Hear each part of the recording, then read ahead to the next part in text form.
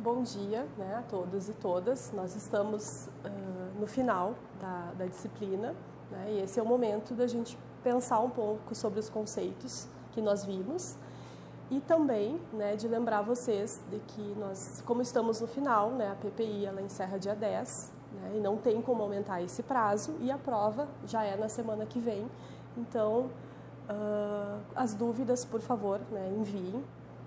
A gente tem um canal para isso, né, dentro da disciplina e estamos aguardando as dúvidas, tanto eu quanto a Kátia. E agora a gente vai passar para alguns conceitos centrais da disciplina, lembrando que esses conceitos, eles não são todos os que nós vimos, eles são os centrais. Então, vocês estudem para a prova a partir desses conteúdos, vendo todos os conceitos que estão associados, né? Enviem suas dúvidas que a gente estará à disposição todos os dias até a prova, certo? Vamos passar a tela, então, para a gente acompanhar os conceitos.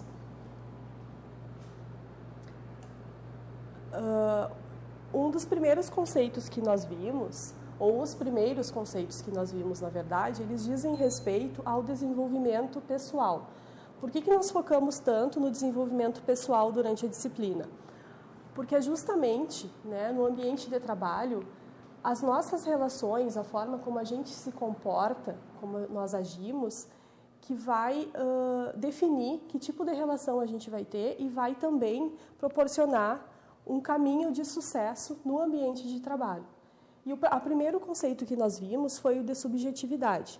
Subjetividade diz respeito à forma como nós nos construímos, né, nos tornamos sujeitos durante a vida e como nós percebemos as coisas ao nosso redor no hoje, né? Se percebemos com mais otimismo, com menos otimismo, com mais apropriação no sentido de ter autonomia de trabalho, de não ter autonomia de trabalho. Então, esse é um conceito central para nós sabermos, porque ele diz respeito ao nosso funcionamento enquanto pessoas.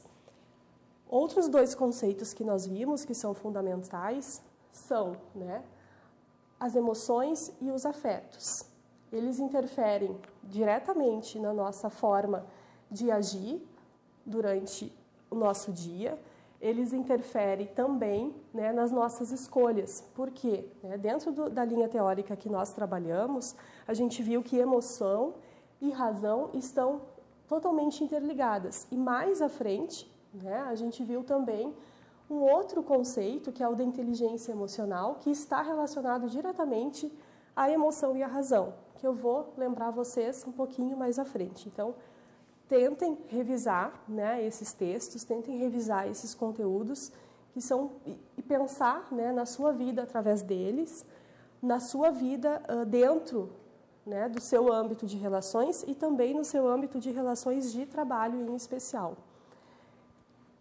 Dentro da psicologia também, né, a gente tem o conceito de personalidade e a gente tem tipos de personalidade.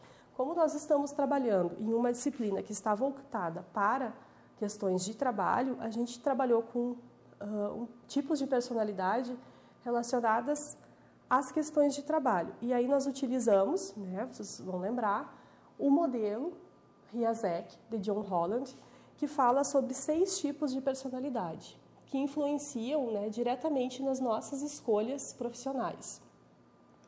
Quando nós estamos no ambiente de trabalho que está de acordo com a nossa personalidade voltada para o trabalho, a nossa satisfação ela tende a ser a melhor. Por isso que nós fizemos a proposta para vocês de pensar sobre as escolhas, né, de trabalho. Por que eu escolhi determinado trabalho, se eu tenho realização ou não, se esse trabalho tem ou não relação com as minhas características. Então, lembrando dos 6 tipos, né, do modelo Riazek, a gente tem o tipo realista, geralmente está ligado, né, aos sujeitos que valorizam bastante trabalhar com coisas. Que coisas seriam essas? Né? Manipulação de objetos, de ferramentas, de máquinas, e também com animais, né? Porque animais a gente considera dentro do palpável, né? Dentro de algo concreto, na categoria, né, de coisas concretas. A tendência é que esses sujeitos eles sejam mais quietos, né, mais introvertidos, mais reservados.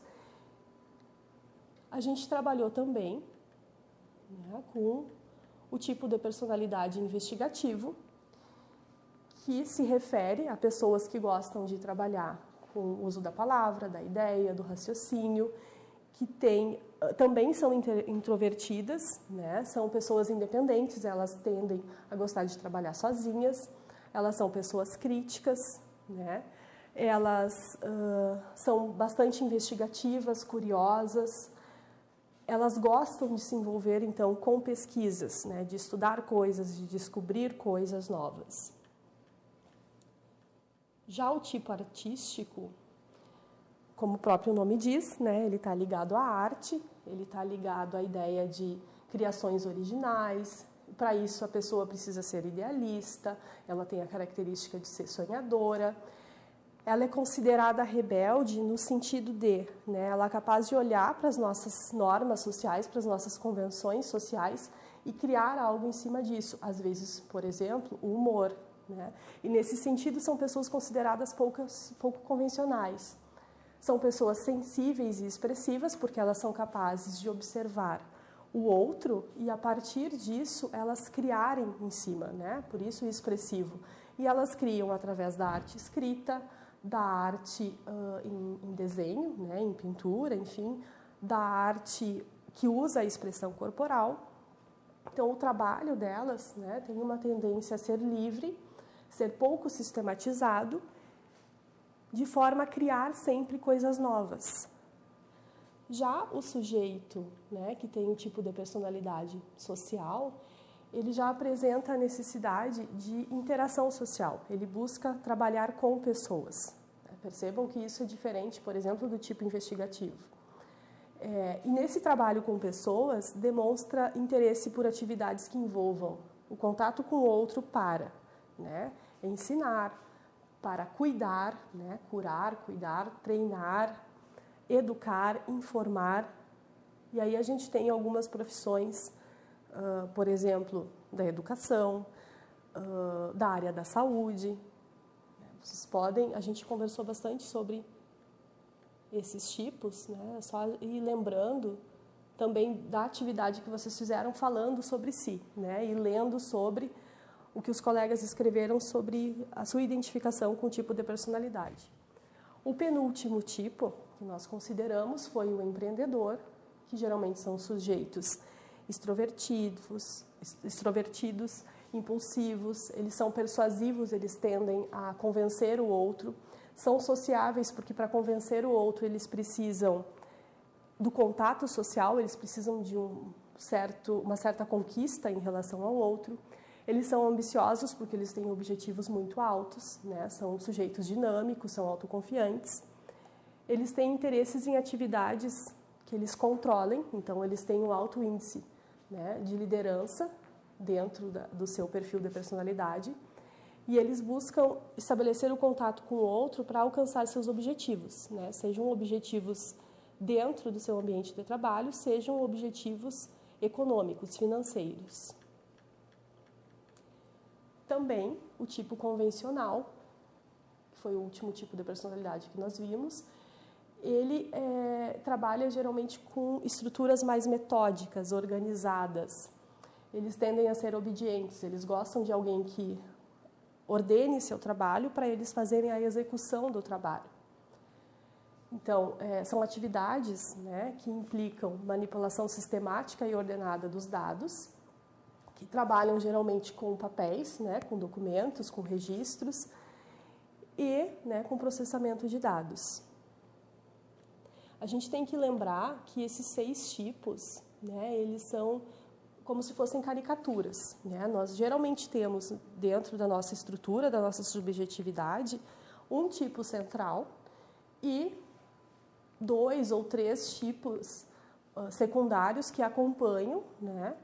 E que também tem uma importância muito grande. É raro ter um sujeito que tem um tipo único e também acontece de sujeitos que têm os 6 tipos com muita força dentro da sua estrutura de personalidade.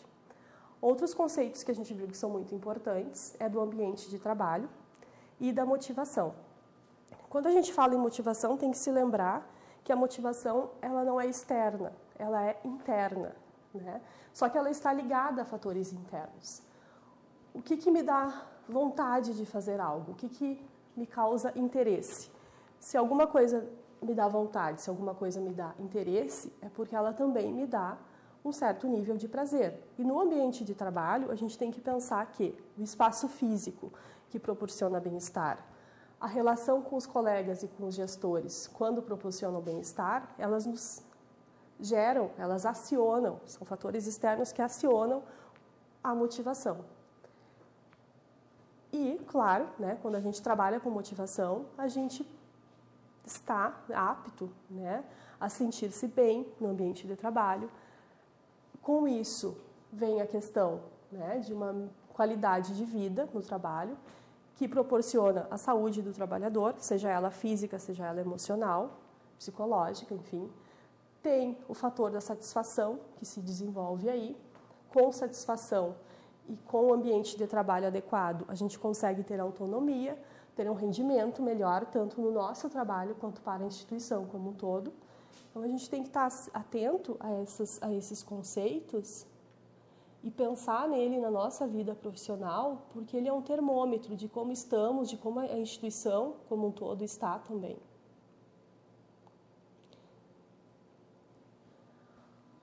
Um outro elemento bem importante no ambiente de trabalho é como a nossa percepção diante das coisas, né? A nossa percepção, ela diz respeito à forma como observamos, como entendemos o que está acontecendo ao nosso redor.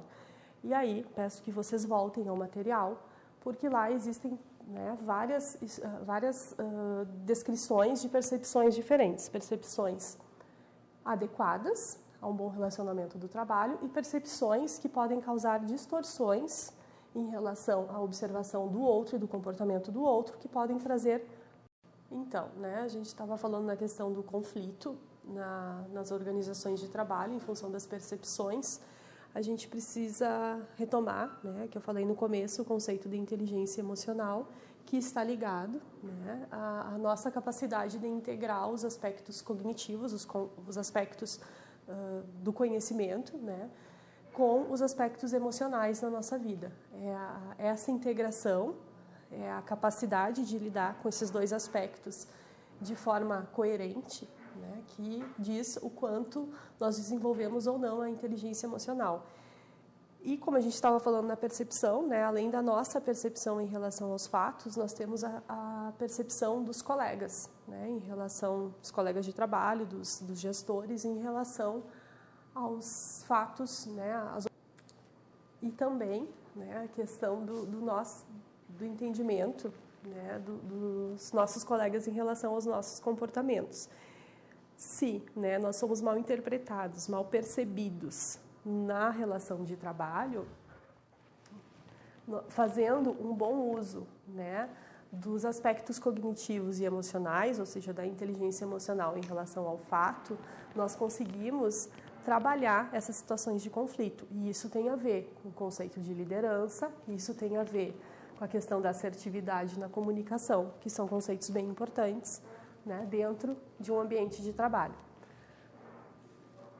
Uma questão importante em relação à inteligência emocional, né, que a gente precisa lembrar, é que é incorreto afirmar que os aspectos cognitivos e os aspectos emocionais não estão interligados. Lembrem bastante disso, porque a gente bateu, né, nesse assunto durante um bom tempo das aulas.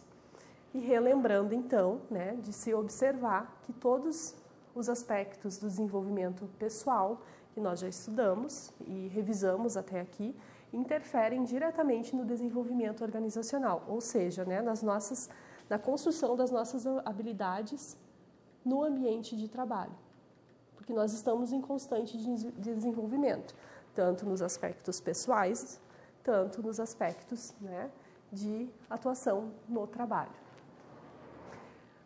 Entrando um pouquinho mais, então, na ideia da comunicação assertiva e da liderança, que eu citei há pouco, né, esses dois conceitos, eles são fundamentais para o trabalho como um todo, especialmente para o trabalho dos profissionais de secretariado. Espero que vocês lembrem daquela apostila que a gente dividiu, né, em 2 aulas, que focava bastante na questão da comunicação assertiva e da liderança. A comunicação assertiva trabalha com a ideia, né, de ter uma boa comunicação, uma comunicação em excelência. E o que seria isso? A comunicação assertiva, ela trabalha com a ideia de uma comunicação coerente, com foco, objetiva, clara, né, coesa, tomando sempre, né, como ponto de partida a importância de verificar se, né, a fonte para a qual nós estamos com a qual estamos nos comunicando, a pessoa ou o grupo de pessoas com o qual estamos nos comunicando, entendeu a mensagem que gostaríamos de passar. Quando nós falamos em comunicação assertiva, que falamos em objetividade, que falamos em falar os fatos de forma clara, a gente tem que lembrar que essa clareza de expressão não significa agressividade. Isso é um aspecto bem importante que faltou, né, em algumas respostas da atividade que nós fizemos sobre comunicação assertiva, que foi a pergunta dissertativa de um questionário, né, que vocês responderam. Em relação à liderança, né, ter uma boa comunicação, ter clareza na comunicação é fundamental para coordenar um grupo, para orientar um grupo. Então, o líder precisa, né, desenvolver a comunicação assertiva, precisa desenvolver outros aspectos de liderança, como a capacidade de compreender o outro, a capacidade de observar, né, como que as relações se dão, como intervir nas relações, como intervir, né, no funcionamento, no comportamento individual de cada um do grupo, para que todos trabalhem em equipe. Vocês lembram do trabalho em equipe, da diferença do que é trabalho em equipe e o que é trabalho em grupo? Isso vocês podem revisar tanto no texto quanto, né, nos conceitos que vocês mesmos fizeram no glossário. Então, né, o líder ele vai trabalhar para que o trabalho seja em equipe, que o trabalho seja de todos em prol de um objetivo. Trabalhando mais algumas questões, né, do comportamento organizacional, é bom lembrar, né, o que é o comportamento organizacional. Em resumo, né, é o modo como as pessoas agem dentro das organizações, seja, né, na forma de atuação individual, seja na forma de atuação em grupo. Quando, né, um líder está numa instituição, para ele liderar, para ele saber como se posicionar diante do grupo ou do indivíduo, ele vai precisar observar comportamentos, né? Ele vai precisar ter trabalhado os aspectos de percepção, ele vai precisar conhecer a sua subjetividade, ou seja, como ele percebe o grupo, ele vai precisar também reconhecer como que o grupo, né, os indivíduos do grupo percebem os colegas, né, que conflitos se tem naquela relação, para tentar intervir, né, através da comunicação assertiva, de forma que esses conflitos não existam, né, que se dissolvam esses conflitos. Dentro do conceito, da ideia de comportamento organizacional, a gente precisa revisar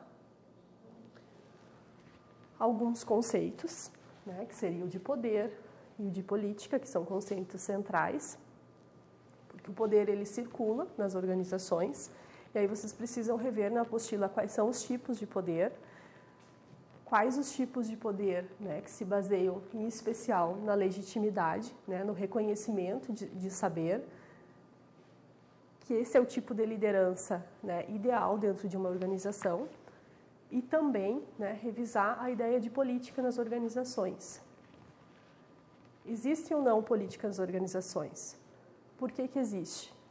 A gente tem que lembrar que nas organizações, né, o funcionamento de uma organização, ele depende da distribuição da autoridade e também do exercício do poder. E isso é a ideia de política. Portanto, né, existe política dentro das organizações. Alguns outros conceitos que precisam ser revisados no último e penúltimo texto né? Por exemplo, o que é e-commerce, né? O que é e-organization, né? O que é business, como que se trabalha dentro de uma organização digital, quais são os elementos principais, quais são os conceitos principais nesse trabalho. Acho que vocês, seguindo, né, esses conceitos principais, retomando os conceitos que estão relacionados e, né, assistindo os vídeos dos colegas, porque o que se pensou em fazer? Diante do mapa, dos vídeos sobre os mapas conceituais, a gente viu que tem vários trabalhos muito interessantes, né, que tentaram fazer uma revisão inteira da disciplina, outros focaram em algumas ideias centrais, né, e conceitos que estavam correlacionados, e valorizando esses trabalhos, que foram muitos, né, mas a gente selecionou apenas 10, e estamos recebendo a devolução de quais podemos usar. 4 já estão disponíveis, né? Tem como vocês não só fazerem uma boa prova, mas revisarem todo o conteúdo e terem, né, uma excelente aprendizagem no final da disciplina. Desejo uma boa prova a todos, né? E aguardamos as dúvidas pelo ambiente virtual.